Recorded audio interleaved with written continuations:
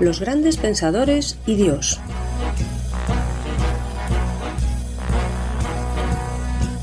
¿Qué pensaban acerca de Dios las grandes mentes que nos han legado su saber? ¿Su opinión acerca de Dios condicionó su vida? Los grandes pensadores y Dios es una serie de entrevistas con el profesor Javier Álvarez Ballesteros, doctor en filosofía, catedrático de bachillerato y profesor en la Facultad de Teología Evangélica.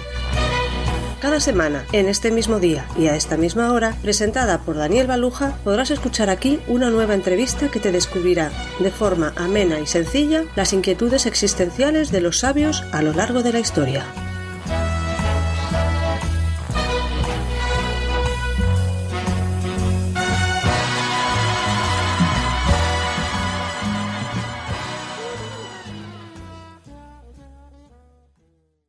Bienvenido, Javier. Pues muchas gracias. Hoy tenemos con nosotros a alguien, Taciano el Sirio, creo que le llamaban. El título que le hemos puesto es Taciano Padre Apologista. Y por lo tanto vamos a intentar correr rápidamente por la historia hacia atrás y vamos a situarnos en la época de este hombre, que era el siglo II. Sitúanos un poco en la época de Taciano. Siglo II significa que la inmensa mayoría de las personas que vieron a Jesús con vida han fallecido. Ahí tenemos una segunda generación de cristianos. El cristianismo se ha extendido muchísimo, no solamente entre la población judía, sino también entre la población gentil, entre griegos, romanos. Y lo que va a producirse cuando se extiende el cristianismo es un rechazo, una serie de críticas que van a experimentar los cristianos, que se pueden clasificar en dos grupos. Por un lado, había unas críticas del vulgo, de la gente común, porque era una cultura muy supersticiosa. Entonces, si había una catástrofe natural, era muy fácil echarle la culpa al que era diferente.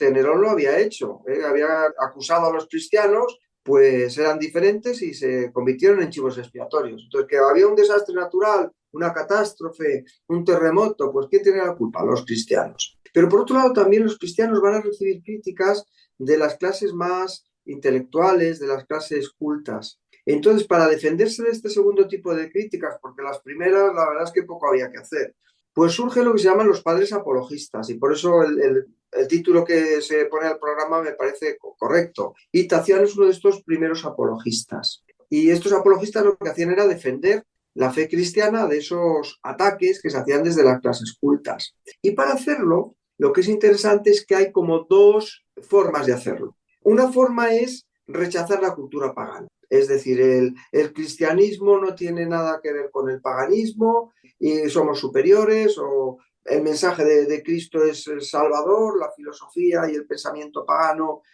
conducen a la condenación. Esa sería una línea, el paganismo es malo. Y otra es, digamos, más positiva. Lo que intenta hacer es recoger, asumir las cosas buenas que pueda haber en el pensamiento pagano, es decir, examinar las cosas y decir, pues mira, es que estos aspectos son interesantes, son buenos, y no rechazar toda la cultura. Entonces, dentro de estos dos vías o dentro de estos dos caminos, uno negativo respecto a la cultura pagana y otro más positivo, más valorativo, Taciano se inscribiría en el primero de ellos. O sea, Taciano va a ser un pensador que rechaza de plano la cultura de los paganos. Eso ya nos está retratando la vida y obra de Taciano, pero a lo mejor todavía puedes ensancharlo un poco. Sí, decías al principio que se le conoce también como Taciano el Sirio, porque nació aproximadamente en el año 120 en Oriente, posiblemente en Siria. Este Taciano sería el que defiende la postura negativa contra el pensamiento pagano en Oriente. Luego tendríamos a Tertuliano, que va a hacer lo mismo en el mundo occidental. Bueno, sabemos que estudió retórica, porque el tipo escribe de maravilla. Viajó mucho, estudió diversas disciplinas, se le ve un hombre formado, preparado, entre ellas la filosofía, porque sabe de lo que habla cuando critica a los filósofos. Y entre esos viajes que realizó, vino a parar a la ciudad de Roma, que era donde estaba precisamente Justino Mártir, del que hemos hablado en alguna ocasión, que era también un padre apologista. Y este Justino Mártir ya era filósofo, había abierto una escuela ahí en Roma, y al parecer Taciano se convierte al cristianismo en Roma. es discípulo de Justino, asiste a la escuela, es seguidor de ese pensamiento de Justino. Después escribirá su obra principal, que se llama El discurso a los griegos, y después de la muerte de Justino, cuando Justino es llevado al martirio, parece que, por lo menos por el testimonio de Ireneo de León, Taciano da la vuelta a la tortilla, se cambia completamente de línea de pensamiento, funda una secta que se llama encratismo, escribe una obra también muy famosa, hay una polémica, tal vez cuál es más importante, ¿no? El Diatessaron, que es una concordancia de los 4 evangelios. ¿Cuál es el evangelio bueno? Mateo, Marcos, Lucas y Juan. Entonces, un intento de armonización los 4 evangelios. A veces, y se puede encontrar así en distintas ediciones, se le llama el evangelio de Taciano, pero en realidad es este Diatessaron. La muerte aproximadamente por el año 180. Es evidente que el tal Taciano tenía pasta, tenía dinero, pero es una fórmula que tenían en aquellos tiempos que no creabas un sitio web, no escribías un libro que distribuían en Amazon, por ejemplo, sino que fundaban una escuela de pensamiento, pero era una manera de difundir su pensamiento, digamos que al estilo de aquel tiempo. Yo creo que esto lo hemos comentado alguna vez. Cuando hablamos del periodo helenístico, desde el punto de vista del pensamiento, que eso comprendería no solo la Grecia de Alejandro y sus sucesores, sino que también el pensamiento helenístico continuó después en Roma. Entonces, una característica muy importante del pensamiento helenístico y de la cultura helenística era que la filosofía no era una especulación teórica, era una filosofía que buscaba la salvación del alma.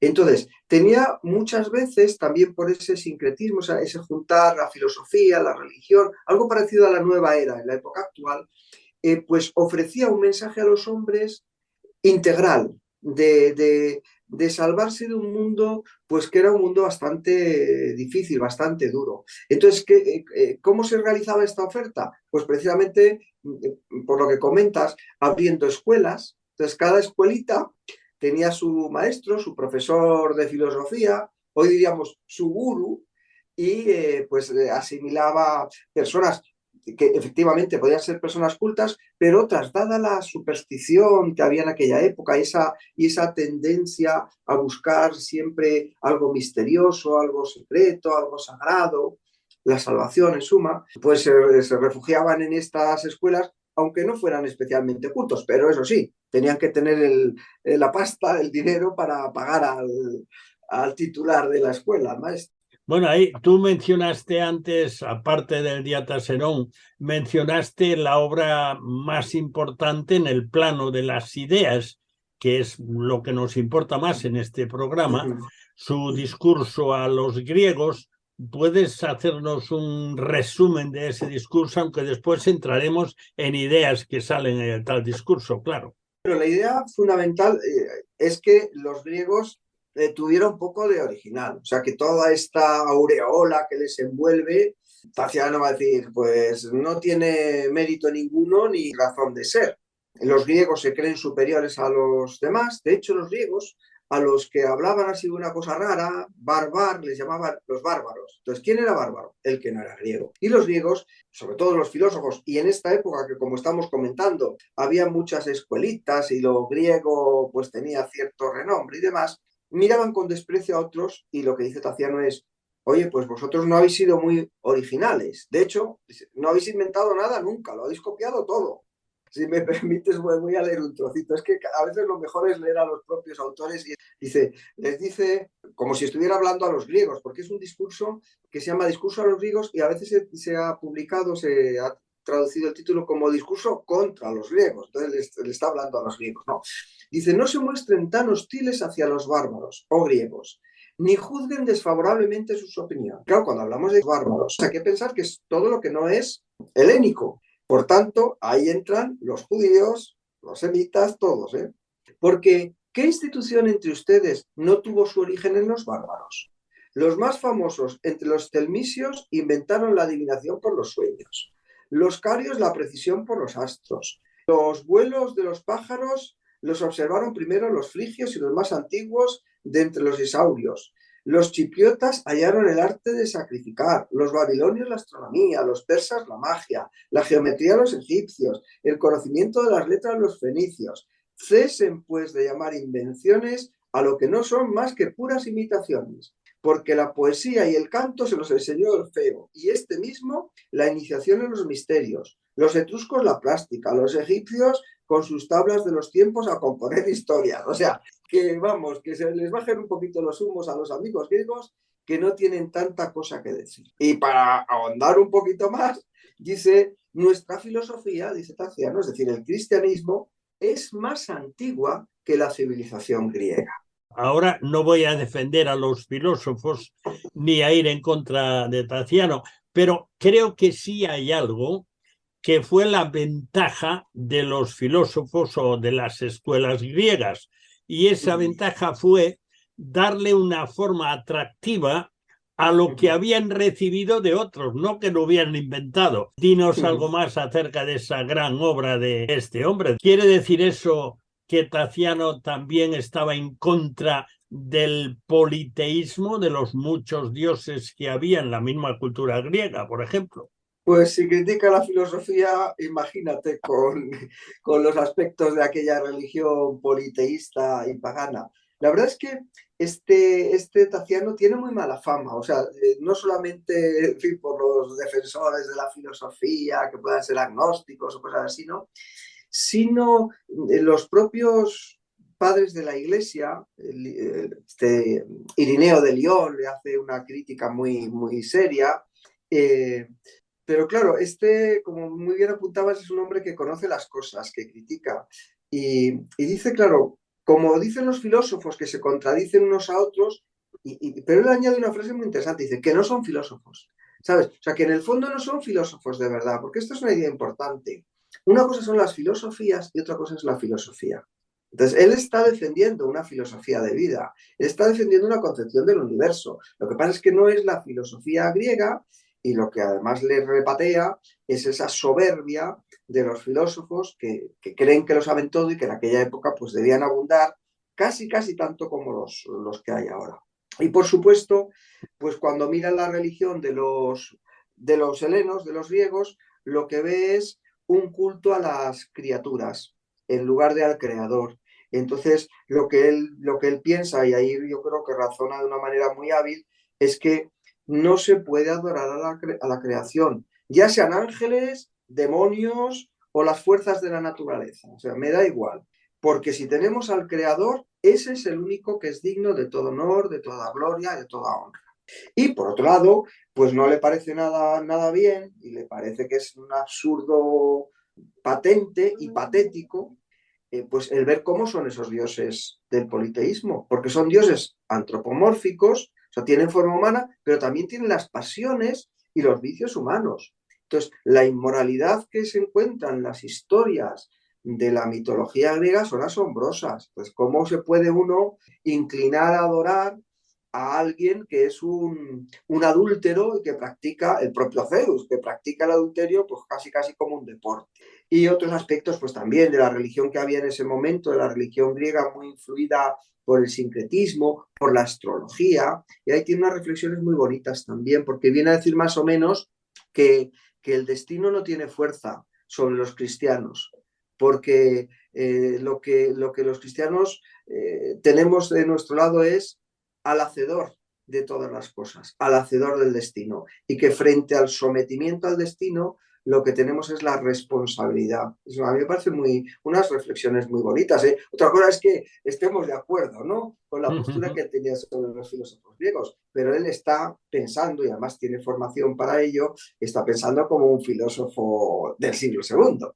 Bueno, entonces este filósofo, contrario a este multiculto a diversos dioses, ¿cuál era el diseño que él presenta en su obra, su opinión, su descripción, su idea de Dios, su teología, diríamos? Pues frente a ese politeísmo de los griegos del que hemos hablado, que es que a él le parece, desde el punto de vista religioso, aberrante, y desde el punto de vista filosófico, también sin sentido, por todo lo que estamos viendo. Entonces, no hay muchos dioses.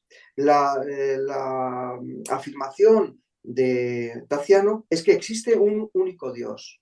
Y este Dios no es, por supuesto, un Dios que se pueda confundir con la creación, por tanto, no es un Dios material, es un Dios que es invisible, que no le podemos poner una figura, no le podemos hacer una estatua, un ídolo, porque eso no abarca, no tiene capacidad ni poder para encerrar a Dios, a la divinidad. Es invisible, es un espíritu inmaterial, es un Dios que no tiene causa. O sea, buscarle las razones a Dios es absurdo, porque Dios es la razón, Dios es la causa de todo lo demás.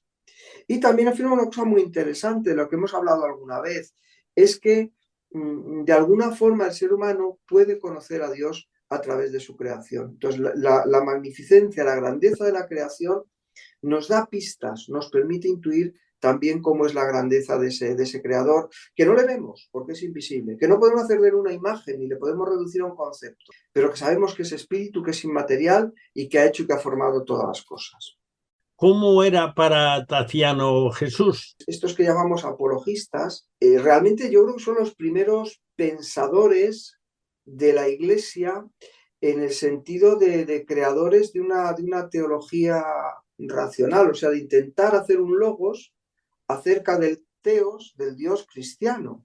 Porque es verdad que había habido padres apostólicos, pero el trabajo de los padres apostólicos tiene más que ver con la disciplina de la Iglesia, con la organización de la Iglesia, pero estos apologistas, como lo que quieren es explicar por qué la fe cristiana no es absurda, pues tienen que hacer unas elaboraciones muy interesantes, que luego todo lo que ha sido la teología cristiana posterior, pues tiene que partir de ellos, y efectivamente pues es una teología muy incipiente, pero no quiere decir que no tenga cosas de mucho interés. Respecto a la cristología, pues lo que piensa Taciano de Jesús es que Jesús es el verbo de Dios. Entonces, este verbo de Dios, claro, la dificultad estaba en explicar cómo, habiendo solamente un Dios, los cristianos llamaban también a Jesús Dios, Kyrios, Señor, y le hacían objeto de adoración. Y entonces la explicación que da Taciano es que el logos, el verbo, sale de Dios sin dejar de ser Dios. Es decir, el verbo sale de Dios no por partición, no por división, porque entonces habría dos dioses. O sea, si Dios se divide en dos partes, ya tendríamos dos dioses, sino que sale por participación, es decir, sigue siendo Dios porque participa de la divinidad. Es una cosita un poco compleja, pero es muy importante. Es como que Dios es un fuego, una antorcha. Entonces, si de una antorcha se prende otra, el fuego sigue siendo uno, aunque sea el fuego principal del que ha salido el otro fuego, que sigue siendo fuego, es decir, es una divinidad de la que ha salido divinidad, que sigue siendo divinidad, y solamente hay una que es el fuego. Y algo muy bueno, que suena complejo, porque la verdad es que lo que va a ser la Trinidad y la divinidad de Jesús, pues va a dar mucho juego, como decíamos, mucho juego a los teólogos posteriores, ¿no? Fíjate lo que dice Taciano, lee un trocito que a lo mejor es más asequible que lo que yo estoy explicando. Dice: sabemos que Él es el principio del mundo, o sea, que el verbo, Jesús, es el principio del mundo, pero se produjo no por división, sino por participación, porque lo que se divide queda separado de lo primero. Entonces ya habría dos, ¿no?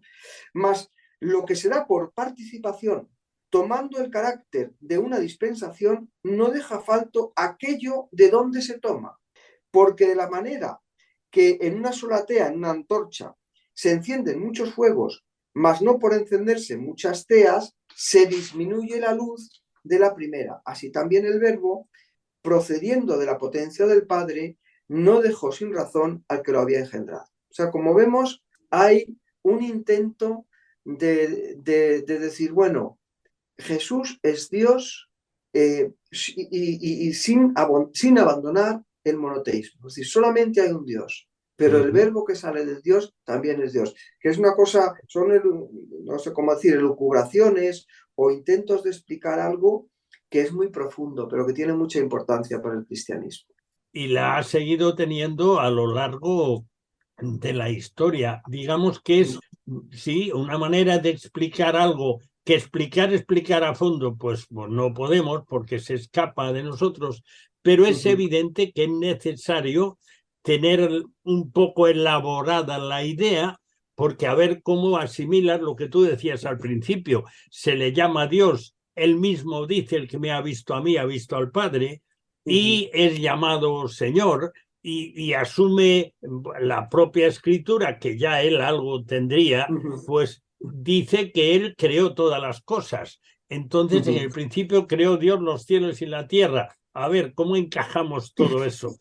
Y creo que esto es importantísimo porque él está en contra de la cultura politeísta y va en torno al monoteísmo. Bueno, creo que era importante que fueran surgiendo personas que diesen una forma, por un lado culta y por otro lado accesible, de la descripción de lo que creían. Yo creo que era muy importante, sin duda ninguna. ¿Qué pensaba Taciano del destino del hombre? Pues aquí tenemos otro tema también muy interesante de la teología y de la antropología cristiana. O sea, ¿qué es el hombre? ¿Cuál es el destino del hombre y todo esto? Lo que él pensaba es que el ser humano era una unidad. Cuando el ser humano moría, es decir, cuando su alma, su psique, dejaba de animar, dejaba de darle vida al cuerpo, pues el ser humano quedaba en un estado que podemos llamar dormido. Nos quedábamos dormidos a la espera, eso sí, de despertarnos del sueño, que esto sería la resurrección que se va a producir pues con la segunda venida de Cristo. Pero es una idea un tanto peculiar, arriesgada, porque también se está enfrentando sobre todo a toda la filosofía griega que sostenía esto de la eternidad del alma, de un mundo por ahí de espíritus y demás, que esto a Taciano pues obviamente no le gusta. Seguimos avanzando. Decías al principio, y además estos personajes historiadores y filósofos de aquel tiempo pues le señalan, como Ireneo de León, por ejemplo, de Lyon. Sí. Decías que Taciano terminó fundando una secta un poco extraña, el encratismo. ¿Qué creía o qué suponía esto en relación a la fe cristiana? ¿Era una división dentro del cristianismo? ¿Era otra cosa que no era cristianismo? ¿Qué era el encratismo? Bueno, me gusta cómo lo has definido tú casi al principio de esta entrevista. Era como una escuela, pero claro, con esas dimensiones también de carácter religioso. Yo creo que se podría traducir la palabra encratista o encratismo como continencia. Era una secta rigorista que de una forma muy, muy estricta pues prohibían cosas, como nos dice el propio Irineo cuando habla acerca de él, pues por ejemplo, abstenerse del matrimonio, la prohibición o la recomendación muy estricta de no comer carne, de no beber vino. Incluso la Santa Cena la realizaban solamente con agua. En fin, una secta, digamos, una secta muy rigorista y muy, muy ascética. En todo caso, en esto también había, entiendo yo, algo cercano o por en contra o por seguidor de la influencia platónica. Pero en Taciano tenemos un pensador que se opuso frontalmente a la cultura pagana. ¿Qué importancia tiene para la posterioridad? Es decir, influencia que ha quedado de Taciano en positivo. Bueno, pues ha influido en todos aquellos que sostienen que la fe es algo distinto de la razón, que tiene una entidad propia, que nunca se puede confundir fe y razón y que incluso no solamente que son cosas distintas, sino que son cosas contrapuestas. Y esto lo vamos a ver a lo largo de la historia de la Iglesia en muchos autores que precisamente porque como la historia es como un péndulo que va de un extremo a otro, pues cuando la fe se ha hecho demasiado racionalista, cuando se ha intentado encasillar a Dios, muchas veces desde la filosofía, pero a veces también desde la propia teología, se ha intentado meter a Dios en un cajón, pues surge la reacción contraria que va a ser, es decir, Dios es más grande que nuestra capacidad de pensar, que lo que nosotros podemos decir, afirmar o razonar acerca de él. Y claro, en la época de Taciano, teníamos este gnosticismo que era muy filosófico, que pretendía en muchos casos presentarse como cristiano, y Justino dice, no, esto es filosofía griega, perdón, Justino no, dice Taciano, esto es filosofía griega y esto no le llega a la suela de los zapatos al cristianismo. Entonces veremos pues, autores a lo largo de toda la historia. Mencionábamos antes a Tertuliano en la parte occidental. Lutero fue muy crítico con la teología escolástica de su época. Karl Barth, en la época actual también, pues ha defendido que la Biblia y la verdad del Evangelio no se la puede comer con el tenedor, el cuchillo y la cuchara de la razón, que hay que aceptarlo con el corazón y con la fe. Bueno, en todo caso, aparte de esa idea radical de lo material es malo, del sexo es malo, el matrimonio es malo, la familia es mala, yo no sé de qué parte de la Biblia sacó Taciano esto, pero en todo caso, el pensamiento de este hombre que dejó cosas muy positivas que fueron una influencia a posteriori, podemos decir que la posición de Taciano era irracional. ¿Podemos llegar hasta ahí? Bueno, yo creo que el que da razones de lo que piensa, pues no está manteniendo una postura irracional. Entonces, es posible que haga una crítica de la razón, que haga una crítica de la filosofía, que haga una crítica del pensamiento, que haga una crítica de la cultura, pero obviamente es que esto es lo que yo creo que se merece la cultura, lo que se merece la filosofía. Entonces, en este sentido, cuando uno critica los límites, por ejemplo, que tiene la razón, porque a la razón se la intenta convertir en una diosa que lo sabe todo y que lo puede todo, y llega alguien y dice, oiga, que a lo mejor la razón no puede explicar esto, esto y esto. ¿Por qué motivos? Por este motivo y por este otro. Que es un poco lo que está haciendo Taciano, pues a mí no me parece que sea una posición irracional la postura de este apologista. Lo que pasa es que pues hay posturas contrarias que no van a participar de su forma de pensar. Pero para mí lo importante es, yo creo que dos cosas, si me permites. Una, cuando uno intenta pensar o elaborar un discurso, primero ser coherente. Es decir, tener un pensamiento bien fundamentado, haber sopesado las cosas, las razones que hay a favor de lo que uno cree y también las razones que hay en contra de lo que uno cree, y al final tomar una decisión sopesada. Entonces, por un lado, no contradecirse uno a sí mismo, ser coherente. Y por otro lado, también la humildad, porque podemos ser muy honestos y muy coherentes en nuestra forma de pensar, pero equivocarnos. Entonces yo creo que la conjunción de estas dos cosas, la coherencia interior por un lado, pero por otro lado también la humildad de no creer que somos los más sabios del mundo, pues a mí me hace respetar el pensamiento de otra persona e incluso me causa admiración. Bueno, ya para cerrar, porque estamos ya al final del tiempo, ¿tú recomendarías leer su discurso a o contra los griegos? Sí, es una obra interesante y nos acerca además a un cristianismo más cercano a los orígenes y a una teología incipiente que creo que con todas sus limitaciones y a veces complejidades para entender exactamente qué es lo que querían decir, pero tiene una riqueza muy, muy grande por esa cercanía, sobre todo con los orígenes, con lo que fue la fuente de la que brotó el cristianismo. Muchas gracias por este tiempo, Javier. A vosotros. Los Grandes Pensadores y Dios se despide hasta la próxima semana, el mismo día y a la misma hora, cuando podrás escuchar aquí una nueva e interesante entrevista con Javier Álvarez Ballesteros, que nos acercará una vez más a las biografías íntimas de figuras destacadas de la historia.